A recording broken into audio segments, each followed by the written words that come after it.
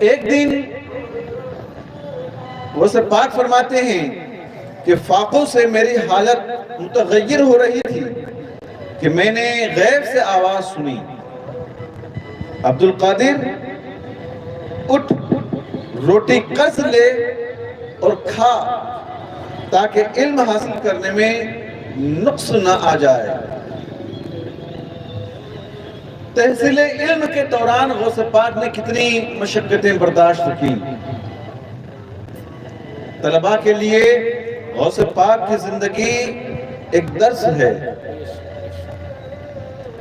کتنی مشقتیں برداشت کی، فرماتے ہیں کہ غیب سے آواز آئی، قرض لے، روٹی خرید اور روٹی کھا تاکہ علم حاصل کرنے میں نقص نہ آئے اور تسلی سے تو علم حاصل کر سکے۔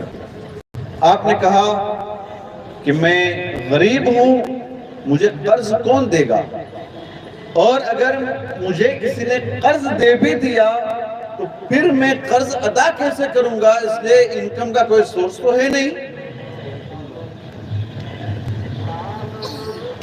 تو جواب آیا کہ تو اپنا کام کر، ہم اپنا کام کریں گے۔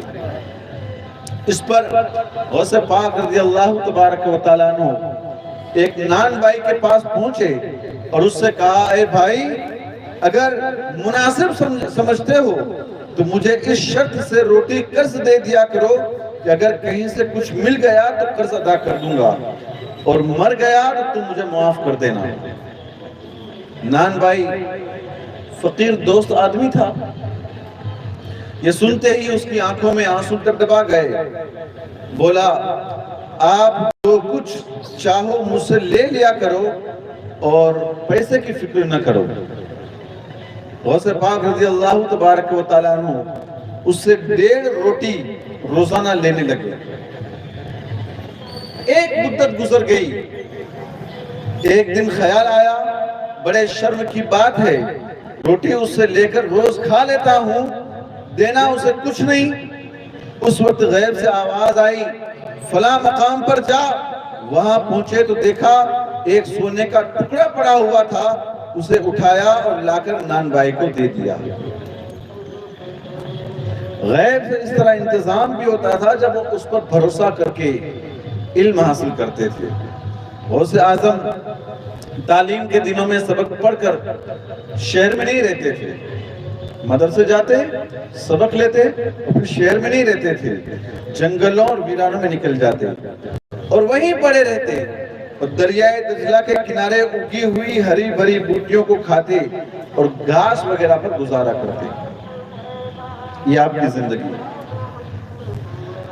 40 دینار جو آپ ساتھ لائے تھے اپنی والدہ سے، وہ تو آتے ہی آپ نے غریبوں اور فقیروں میں تقسیم کر دیے تھے۔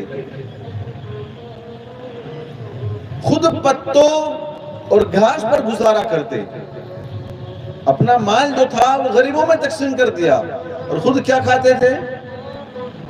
گھاس کھاتے تھے۔